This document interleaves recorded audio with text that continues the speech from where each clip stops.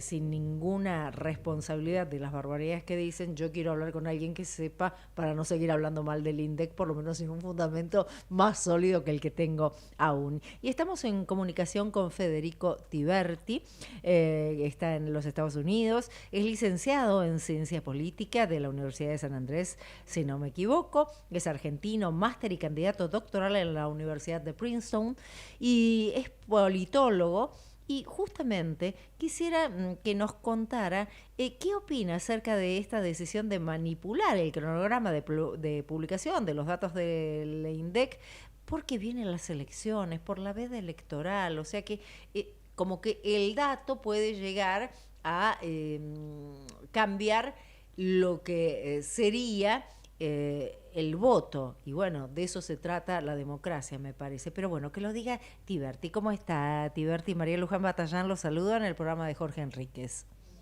¿Qué tal, María Luján? Muchas gracias por el llamado y por el interés. Sí, justamente lo que le quería decir es si lo que le quería consultar, ¿cómo ve esta decisión de manipular el cronograma electoral? ¿Se hace en otros lugares del mundo? ¿Es factible fijar otra fecha de la inflación, o sea, de dar a conocer la inflación por una medida netamente electoralista? ¿Sucede en algún lugar del mundo esto? No, verdaderamente no sucede. Me parece una muy mala decisión que espero que sea revertida. Realmente la confianza y las instituciones son dos cosas que son muy fáciles de destruir y muy difíciles de construir, y este gobierno arrancaba con una credibilidad bastante baja en lo que hacía las estadísticas públicas, dado sus antecedentes en los gobiernos pasados del mismo color político, y venían haciendo un trabajo bastante bueno dentro de todo, digamos, en lo que hacía a la publicación de las estadísticas oficiales, en su credibilidad. Y esto me parece que sería un paso atrás que espero que sea revertido, porque no tiene ningún sentido el argumento que ofrecen para defender la postergación de la publicación del índice de precios al consumidor y de los otros índices, porque ya anunciaron que hay varios que serían sometidos a este mismo tratamiento de veda electoral. Si uno mira la legislación que estipula, que reglamenta las vedas electorales, lo que queda claro es que las cosas que no está permitido hacer son actos de gobierno o de proselitismo o de campaña, pero la publicación de los datos oficiales del INDEC son acciones técnicas del gobierno, que no son actos de gobierno, y además están previstas por un cronograma que se anuncia con muchos meses de anticipación, y de ninguna manera son actos de proselitismo o campaña. Claro, si el dato de inflación tiene una consecuencia electoral, es por lo malo que es, pero no es porque sea un acto de campaña o de proselitismo, digamos. Entonces, me parece una muy mala decisión que establece un precedente bastante feo de manipulación de los, digamos, de la metodología de publicación de estadísticas oficiales, y que interrumpe un camino de normalización que mal se venía teniendo, y espero que sea revisado. Estamos en comunicación también con el doctor Osvaldo Pérez San Martino, y justamente, Osvaldo, ¿cómo estás? Hablando con... Hola. ¿Cómo andás? ¿Qué tal, María Luján? ¿Qué tal, Federico? Realmente preocupadísima, porque veo que hay algo que ya me parece que se está alterando subrepticiamente lo que es el código electoral. ¿Por qué lo digo? Porque tomar una medida de estas características, cuando encima también me parece que es el no tener los datos reales del censo, también es una medida que altera lo que es todo lo electoral, estaríamos ante una violación de este tipo de cosas, porque esto es un dato que es una verdad, nada más. Es como decir, hoy llueve, la inflación es de tanto. Entonces, nosotros si alteramos eso, ¿no es inconstitucional? Ustedes que son expertos, les pido que me desasnen con esto. No, evidentemente, como decía Federico, este gobierno, que es un fracaso en todos los terrenos, si algo podía señalar como positivo, es que no había incurrido en las prácticas de los anteriores gobiernos kirchneristas en cuanto a la manipulación de las estadísticas, por lo menos no de manera muy grosera. Pareciera que los índices de inflación que se dan mensualmente, coinciden con lo de las principales consultoras. Es decir, hasta ahora no había en eso ningún tipo de reproche. Llama la atención ahora esta suerte de procedilitismo a la inversa, porque ¿por qué no se da este índice ahora? Y porque evidentemente va a ser muy malo. Si fuera bueno lo darían. Entonces, como dice Federico, es un dato técnico, es una mera información. Lo que las reglas buscan evitar es que los gobiernos hagan propaganda de sí mismos, con inauguraciones de obras a todo trapo. Bueno, lo de a todo trapo lo dejo por tu cuenta, se te cargó, no, porque obra, lo que son obras, te inauguran una oficina en Ezeiza, va el presidente, para una oficina. Me refiero a lo que ha sido el propósito de estas reglas, que son de distinto tipo, están destinadas a evitar lo que ha sido una práctica en la Argentina. Sobre todo en los gobiernos peronistas, pero no solamente en los gobiernos peronistas. Entonces, esto es lo que se procura evitar, no que se brinde información como veraz, técnica, como si vos dijiste muy bien el ejemplo, como si el servicio meteorológico informara que llueve o que no llueve. Eso es lo que es evidentemente demasiado burdo. Ahora, ya que estamos, y que Federico conoce probablemente más en el ámbito comparado, yo creo que mencionaron la veda, ¿no? A mí la veda en la Argentina me parece algo ya bastante anacrónico. Tiene un tinte paternalista. No sé si en otros países se da de esta forma, por lo menos en Estados Unidos, que yo sepa, no. ¿Cómo lo ves, Federico? Bueno, sí, si me dejas agregar una grajea a todo tu comentario recién, no puedo ni remotamente competir con la perspectiva de abogado de Osvaldo, pero incluso si uno lo mira más de la perspectiva política, difícilmente pueda creerse que la publicación del dato de inflación tenga un impacto electoral, más allá de que resuena unas horas en los medios. La gente no va a sentir la inflación o dejar de sentirla porque el INDEC diga que es de 8%, sino cuando va y compra un kilo de carne o un poco de pan, o cuando le llega la factura de la luz eléctrica. Me parece un poco tonto creer que manipular el índice puede perseguir, digamos, adormecer la percepción de inflación. Lo mismo me parecía en los años en los que se hacía efectivamente desde el INDEC el manoseo del dato. Pero bueno, yendo al punto comparado, sí, las vedas, alguna vez leí algo sobre esto, realmente no es algo en lo que sea experto, pero es algo que varía mucho en el mundo. Hay cierto consenso en la perspectiva comparada en que son instrumentos legales un poco vetustos, porque ahora que están las redes sociales y hay muchos mecanismos difíciles de monitorear y de regular, esto de que está prohibido, digamos, hablar de política, o que es una especie de ayuno de política por unos días, una especie de encierro, de enclaustramiento, de reflexivo antes de la elección, que es más o menos lo que perseguía la ley, porque también implica no consumir alcohol y otro tipo de cosas. Sí. Bueno, quedó un poco viejo en espíritu, y en Estados Unidos, como bien vos decís, no hay casi nada, aunque a nivel local algunas pequeñas cosas hay, se cambian, hay algunas cositas, como en algunos distritos se cierran las escuelas, en otros distritos se cierran algunos comercios, pero hay tanta variedad a nivel local. No se expende alcohol, creo, como acá, ese día. En algunos lugares. Sí, bueno, evidentemente eso está bien, porque hay gente que vota, y se ve que seguimos, ¿no?, con gente que vota bastante mal y tal vez esté alcoholizada, porque de la única manera que puedo pensar de que el populismo pueda continuar en esta república. Ahora una pregunta para los dos. Un dato que a mí me preocupa y que también está involucrado en el INDEC es que no tenemos un dato certero respecto de lo que fue el censo. Por lo tanto, vamos a tener distritos donde hay gente que nunca perteneció al distrito, pero que está como que está en ese distrito cuando no es una verdad. Y esto también altera los votos en varios pueblos chicos. Y hoy veía en una zona muy chiquita donde hay 2.000 habitantes que también están muy preocupados porque dice, ahora de repente dicen en el censo que hay alrededor de 3.000 habitantes, pero acá somos 2.000. ¿Se entiende? Bueno, si Osvaldo me deja, tomo un poco la posta, porque esto de los censos por favor. Algo que estuve mirando con un poco más de detalle. Yo me metí bastante en lo que fue el análisis del censo del 2010 y en comparación con el del 2022. Definitivamente la eventual manipulación de datos del censo, yo creo que existió en 2010, es algo gravísimo con importantes consecuencias de política pública, porque ha habido multitud de leyes y de programas de política pública cuya definición misma decía se le otorgará a cada distrito en función de la población estimada por INDEC.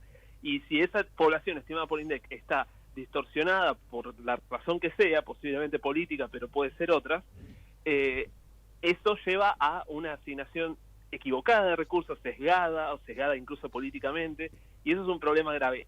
Dicho eso, para el tema electoral no lo veo tan preocupante porque, o al menos en lo que respecta a INDEC, porque el padrón electoral no lo elabora INDEC, el padrón electoral lo elabora la justicia electoral y lleva carriles totalmente separados, digamos, lleva, según datos administrativos del Estado, quién vive en cada distrito a partir del dato de domicilio y no a partir del dato censal, y llevan carriles separados. Entonces yo, digamos, la potencial distorsión que tenga el censo le veo consecuencias graves en otros ámbitos, pero no necesariamente en el electoral. Sí, o sea, y la incidencia que puede llegar a tener esas mudanzas temporarias tampoco acarrearían esos cambios de domicilio una muestra de porcentajes elevados. Bueno, necesariamente siempre va a haber gente que no actualizó su domicilio, que quizás se fue a otra provincia. Tengo un par de casos en mi familia de gente que se mudó de Buenos Aires a Ushuaia, y la primera elección que pasó después de eso estaban convocados a votar en la provincia de Buenos Aires. Obviamente no fueron.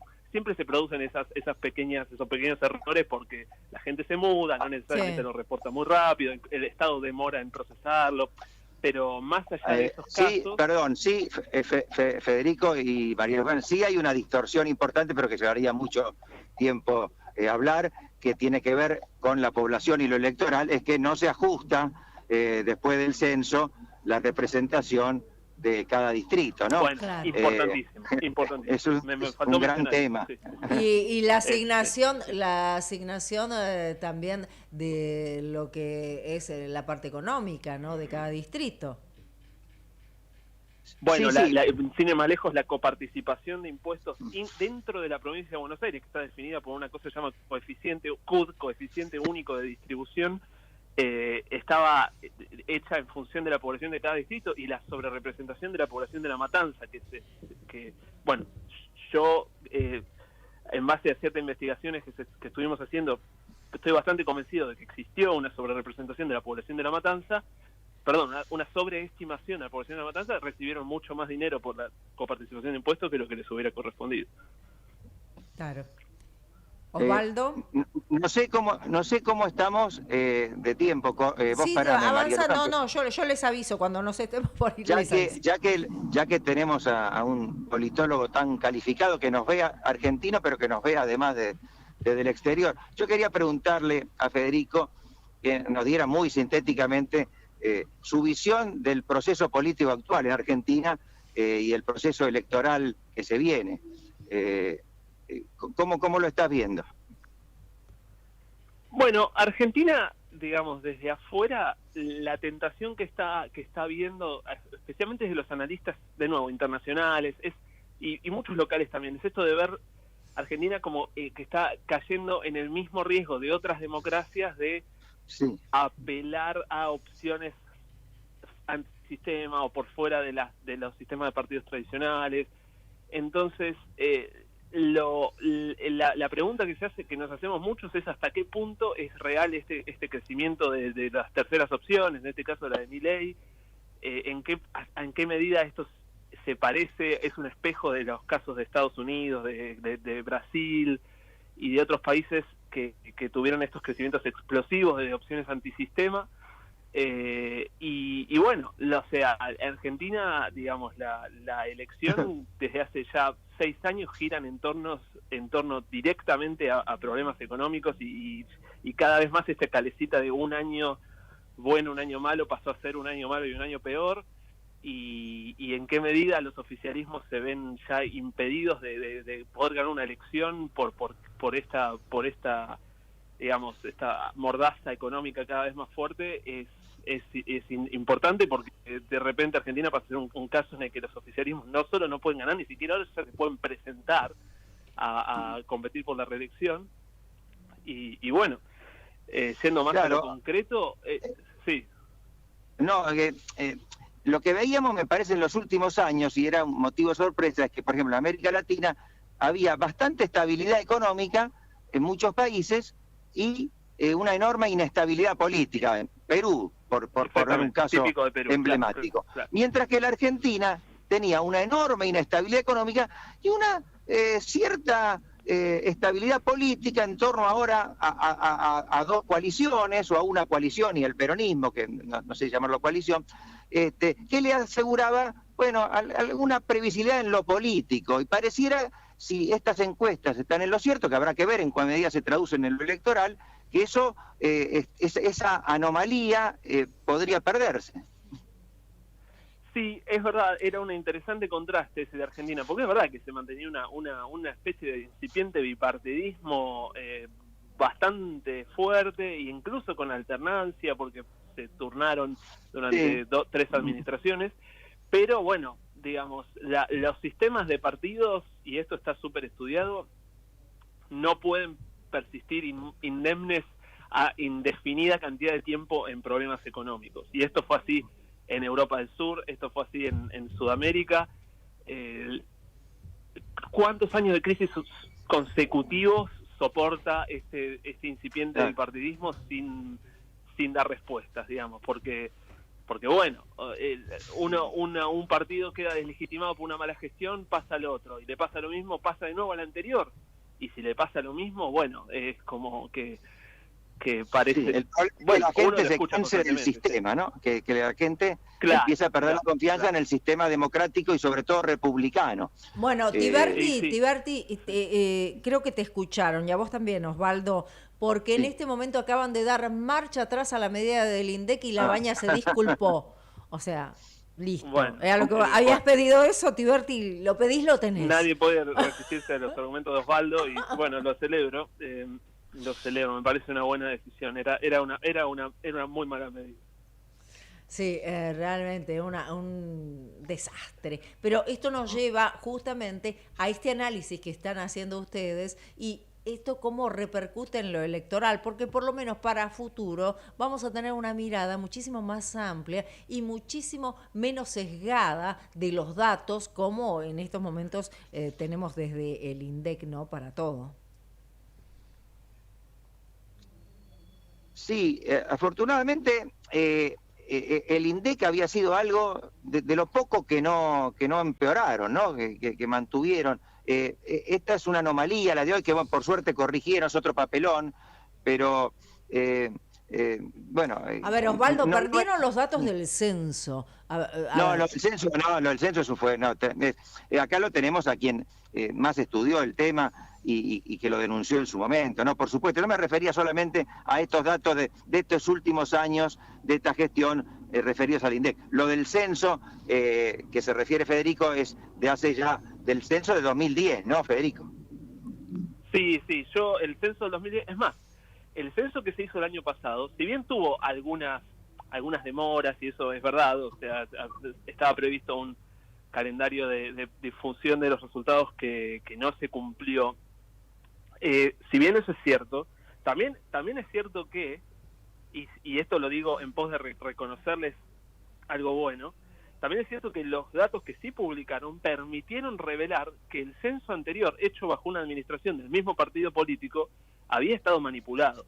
Y esto me parece que si en un contexto en el que hay tan pocas cosas destacables del gobierno actual, me parece un punto a reconocer, porque es verdad que, y también como decía Osvaldo, las publicaciones más ordinarias del INDEC, las publicaciones regulares del índice de precios, los otros índices de intercambio comercial y la infinidad de índices que publica INDEC todos los meses, se respetó muy bien el calendario de publicación, siempre dieron en consonancia con las estimaciones privadas. Cuando no dieron en consonancia con las estimaciones privadas, a veces incluso las superaron, para peor para el gobierno.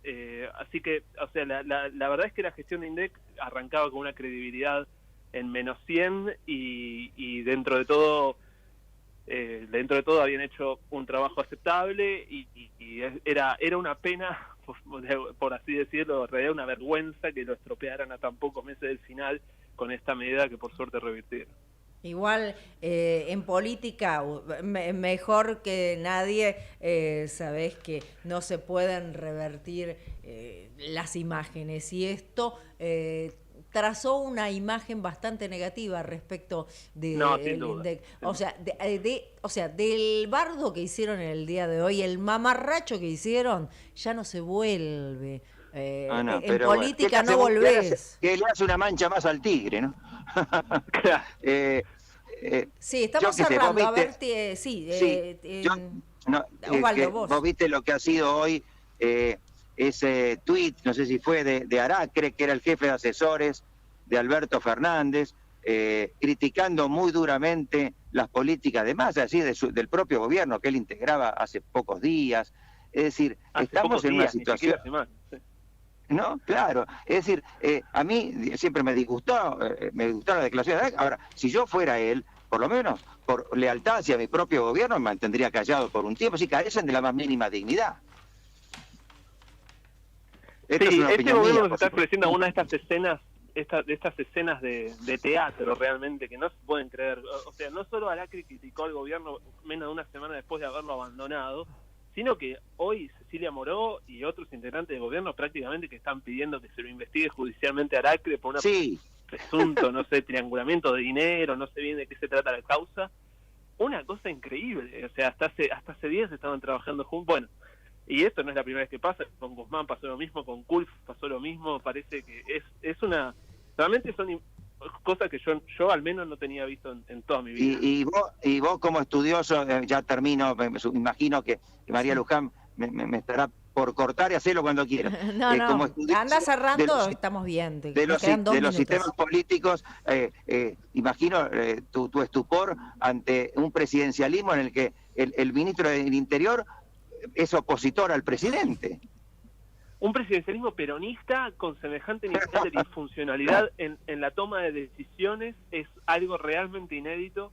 Uno sabía que habían hecho en 2019 una coalición quizás un poco sobreextendida para maximizar su probabilidad de ganarle a Macri, pero uno no sabía, o al menos yo no me imaginaba que iba a ser tan disfuncional en su forma de gobierno y sobre todo en la toma de decisiones y en la construcción de consensos internos a la coalición, porque lo que antes causaba escándalo, las críticas de Carrió o de Gerardo Morales a los aumentos de tarifas, son poca cosa en comparación con las cosas que vimos ahora. Clases magistrales de vicepresidente denunciando las cosas que hace su ministro de Economía diciendo que los presidentes no los acompañan en las decisiones, presidentes diciendo que al ministro de Economía no le atiende el teléfono al presidente del Banco Central, y así, o diputados diciendo que habría que meter preso al que hasta hace días era jefe de asesores. O sea, es realmente insólito. Sí, y sobrevivimos ante todo esto igual, así que realmente somos imbatibles creo. Desde ya les agradezco a los dos que hayan estado con nosotros. Bueno, Federico Tiberti, muchísimas gracias. No sé la diferencia horaria que tenemos en estos momentos. Una hora. ¿Estás en Filadelfia? Estamos bien. En Filadelfia, sí. Perfecto. Bueno, y seguiremos hablando porque tenemos muchos temas y este año más que nunca, siendo un año electoral que vamos a tener que abordar. Osvaldo es planta permanente de la casa, por lo tanto lo tenemos la semana próxima. Así que muchísimas gracias, Federico Tiberti, por estar con nosotros. Hasta un próximo encuentro. Muchísimas gracias a ustedes por el interés, que tengan muy buenas tardes. Buenas tardes. Bueno, Osvaldo, chau. Ya viene Jorge en breve, el